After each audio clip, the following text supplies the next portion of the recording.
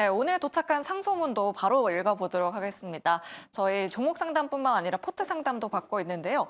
오늘은 딸이 모아놓은 돈으로 주식 도전 중인 60대 주부님께서 연락을 주셨습니다. 수익도 보고 익절도 많이 했지만 최근에는 종목들의 수익이 안 좋아서 이렇게 상담 신청을 하셨다고 합니다. 딸에게는 걱정 말라고 했지만 원금 회복해서 딸에게 자랑하는 날이 올 수 있을까요? 라고 이렇게 남겨주셨는데 도대체 어떤 종목들이 수익이 안 좋은지 포트폴리오 한번 열어보도록 하겠습니다. 네, 우리 시청자님은 조금 중소형주 위주를 좀 좋아하시는 것 같습니다. JMB 가지고 계시고요. 파워로직스 7,489원에 매수하셨습니다.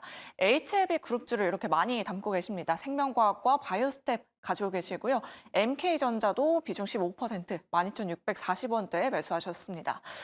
그렇다면 우리 시청자님 포트폴리오 전반적으로 어떻게 봐야 할지 특히나 HLB 그룹주를 좀 많이 좋아하시는 것 같거든요. 사실 HLB 그룹주가 공매도 금지 효과로 잠깐 오르긴 했었는데 최근에는 조금 주춤한 모습입니다. 이 부분은 예병근 대표님 통해서 한번 들어보도록 할게요. 우리 시청자님이 HLB 그룹주 참 좋아하시는 것 같은데 예. 지금이라도 좀 손절을 해야 할지 아니면 조금 더 추가적인 상승 기대를 해봐도 될까요, 대표님? 제가 최근에 HLB에 대해서 55,000원 부근까지는 올라올 수 있으니 그 부근까지는 들고 가시라는 얘기를 상담을 해드린 기억이 분명히 있습니다. 그런데 사실 55,000원을 못 찍었어요. 54,000 몇백 원에서 확 딱딱 밀리기 시작했습니다. 그런데 지금 최근에 이제 HLB가 다시 좀 관심선상에 있는 거죠. 그러다 보니 이제 여러 가지 HLB 관련주들이 같이 오르는 건 맞는데 HLB는 어디까지나 바이오 회사라고 보시면 돼요. 근데 굳이 지금 들고 계신 HLB 생명과학 쪽으로 좀 몰아가셨으면 좋겠어요. 바이오 스텝 이런 거 들고 가지 마시고. 이게 분산을 해서 좋은 게 있고요. 분산을 해서 나쁜 게 있어요. 지금 시청자님 그 포트폴리오를 제가 보면서 가장 마음에 드는 점은 현금 비중이 남아 있다는 점이고, 가장 마음에 들지 않는 부분은 지금 최근에 보면 굉장히 단기 성향을 띠고 있다. 단기적인 매매를 굉장히 좋아하시는 분인 거예요. 그리고 수익 난 거는 제일 먼저 매도를 한다. 그리고 손실 난 것만 남아 있다. 그리고 손실이 좀 깊은 것도 내버려 두고 있다. 이거는 나는 손실에 대해서는 굉장히 둔감하고 수익에 대해서는 민감하게 매도를 합니다라고 얘기를 하시는 거예요. 이거는 시장이 좋을 때는 돈을 벌 수 있어요. 시장이 좋을 때는 곰도 돈 벌고 황소도 돈 벌고 다 돼지도 돈 벌고 다 벌어요.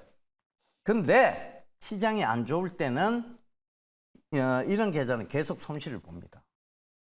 왜냐하면 손실이 깊이 난 거는 계속 내버려 두거든요. 이거는 무조건 손실 계좌예요. 그래서 단기적인 성향을 조금 버리시고 포트폴리오, 그리고 투자금이 정확하게 얼마인지는 제가 모르겠어요. 하지만 이 투자금이라면 제가 봤을 때 이렇게 단기적으로 접근할 수 있을 정도의 투자금이라면 종목이 너무 많습니다. 종목을 2개나 3개, 2개 정도로 줄이셔야 돼요. 이렇게 여러 종목을 들고 가다 보면 시장이 좋을 때는요, 이 종목도 수익 나고 저 종목도 수익 나요. 그렇기 때문에 돈을 버는 겁니다. 근데 시장이 안 좋을 때 이렇게 막 여러 종목을 담고 있잖아요. 이거 펀드 매매식하고 똑같아요. 그리고 이렇게 따져보자고요. 종합주가지수가 그 코로나 때 1,400포인트까지 빠졌어요. 그 1,400포인트의 주식 비중 100%와 3,200포인트의 주식 비중 100%와 지금 현재 2,600포인트 부근의 주식 비중 100%가 과연 무슨 의미가 있을까요? 의미 없어요. 나는 계속 주식 비중 100%를 채워간다는 건데. 그렇잖아요. 자, 여기서 100%였으면 3,200에는 이미 주식 비중이 50% 가까이 내려와야 돼요. 그리고 다시 2200포인트 부근 왔을 때 그때 저희가 이 방송에서 뭐라고 했습니까? 지금부터 시장 좋아집니다라고 얘기했잖아요. 그럼 그때 다시 주식 비중 100%를 늘리는 거예요. 그리고 지금은 주식 비중이 지금은 더 들고 하셔도 된다고 얘기했잖아요. 왜? 올해가 좋을 겁니다라고. 작년도 연말부터 계속 얘기 드렸어요. 그럼 더 들고 가야지. 이래서 주식 수익률을 맞추는 거예요. 근데 이걸 계속 100% 100% 쳐가고 손실 난 거 내버려두고 나는 계속 수익 나면 자르고 그건 장 좋을 때 얘기라니까요. 장이 전반적으로 이것도 오르고 저것도 오를 때 얘기입니다. 그렇게 가시면 안 된다는 거예요. 아시겠죠? 자, 네. 진정으로 드린 얘기예요. 진짜 제 온 마음을 담아서. 저는 뭐 누가 제 사칭해서 회원 모집하고 한다 그러는데 저는 회원 모집을 하지 않습니다. 저 주식으로 돈을 굉장히 많이 번 사람이에요. 그래서 회원 모집 같은 거 아니에요. 그러니까 진정으로 드리는 얘기예요. 그러니까 네. 그 말씀 꼭 좀 참고해 보시고 이렇게 계속 주식 비중 채워가고 또 수익 나면 자르고 이거는 결국은 굉장히 안 좋은 습관을 쭉 끌고 가시는 거예요. 그러니까 이렇게만 안 하시면 돈을 꼭 따님의 원금을 회복할 뿐만 아니라 그 원금을 넘어선 따님에게 자랑스러운 어머니가 되실 수 있을 거라고 저는 믿어 의심치 않습니다. 네. 네, 알겠습니다. 따님에게 자랑스러운 어머니가 되시기 위해서 HLB 그룹주 내에서는 한 종목만 담아보면 좋을 것 같다라고 이렇게 말씀해 주셨습니다. 이 중에서도 또 눈에 띄는 종목이 있는데요. 바로 파워로직스입니다. 지금 시간을 거래해서 뭐 초전도체 관련해서 또 이슈가 있었나 봐요. 시간을 거래해서 파워로직스가 상승하는 모습 보여주고 있는데 이 종목으로는 조금 수익을 낼 수 있을지 손요로 팀장님 통해서 한번 들어보도록 할게요. 네, 저는 파워로직스를 매매를 해본 적이 있습니다. 그때 어. 2차전지 관련으로 매매를 했었고, 현재도 본업은 2차전지 배터리팩 관련해서 2차전지 부품 관련 기업이다. 그렇게 보시면 좋을 것 같습니다. 근데 최근에 이제 추전도체 퀀텀 에너지 연구소의 지분 관계가 나오면서 초전도체 관련 종목으로 분류가 되고 있고요. 초전도체를 빼더라도 저는 2차전지 관련을 좀 투자를 해볼 만하다라고 판단하는 게 연간 실적이 적자가 나왔지만 분기 실적 보시면 아시겠지만 분기 실적이 흑자로 전환이 됐기 때문에 2023년 연간 실적 기준으로서는 턴어라운드 나올 가능성이 있다. 하지만 이런 부분보다 사실 초전도체에 투자분들께서 좀 관심을 가져주시는 것이 아쉽지만 파워로직스 그렇게 나쁜 기업은 아닌 것 같다. 좀 말씀을 드리고요. 초전도체 관련 종목들 중에서는 뭐 기술적 위치 괜찮죠. 바닥권에서 횡보를 꾸준하게 하면서도 외국인 투자가들의 매수세가 들어왔었습니다. 매도도 간혹 나오는데 매수가 매도보다는 우세하기 때문에 현 저점은 외국인 투자가들이 가져가고 있다. 그렇게 좀 해석을 볼 만한데 지금 뉴스가 1시간쯤 나왔습니다. 이석배 퀀텀에너지 연구소 대표가 연세대에서 초전도체 개발 계획을 발표할 예정이다. 여기 나와 있습니다.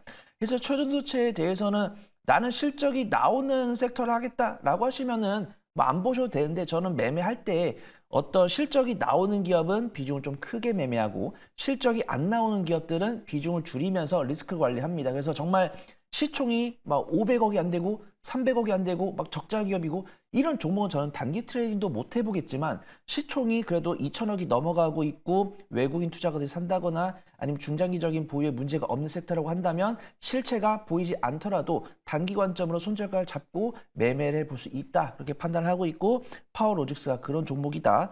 좀 말씀을 드리도록 하겠습니다. 시간에 지금 6.76% 상승하면서 7,900원으로 마감을 한 부분이고요. 아마 시간의 상한가로 이렇게 말려 마무리 못했기 때문에 내일 뭐 갭상승은 일부 하겠지만 이 위치를 돌파하냐 이 부분 좀 체크를 해봐야 될 것 같습니다. 이제 매수가 7,489원이시고 7,600원에서 마감을 했고 내일도 아마 7,600원 전후로 시작하지 않을까 그렇게 판단되고 있고요. 손절가는 제가 매수가 대비 한 마이너스 3% 정도 보시면 좋을 것 같고 1차 목표가는 제가 1차 목표가는 8,200원을 잡아드리고요. 2차 목표가는 8,900원 정도 잡고 내일 오전이나 내일 시세 보시면서 안전하게 빠져나오시기를 당부 말씀드리도록 하겠습니다. 네. 지금 시간을 거래해서 파워로직스 움직이고 있다라고 이렇게 말씀해 주셨고요. 1차 목표가와 2차 목표가도 꼼꼼하게 확인해 보시면 좋을 것 같습니다. 그럼 다음으로 JMB 한번 좀 짚어봐야 할 것 같아요. 매수가가 13,780원인데 스펙 합병을 통해서 얼마 전에 또 신규 상장을 했습니다. 요즘 신규 상장주들 참 잘 가고 있고 어제 또 스펙 합병 통해서 신규 상장했던 한빛 레이저가 상한가 들어간 데 이어서 오늘도 16% 급등이 나왔습니다. JMB 같은 종목들도 조금 더 추세적인 상승이 가능할지 강호진 전문가님 어떻게 보실까요? 네, 일단은 뭐 매수가 부근에 있어서 뭐 부정 의견까지는 좀 드리지는 않겠지만 사실 현재 포트를 좀 봤을 때 우리 시청자님의 돈도 아닌 이 따님의 돈으로 운영을 하신다고 했는데 사실 이 포트 내에 조금 리스크가 높은 종목들이 너무 많이 편입이 돼 있는 게 아닌가라는 생각이 좀 먼저 듭니다.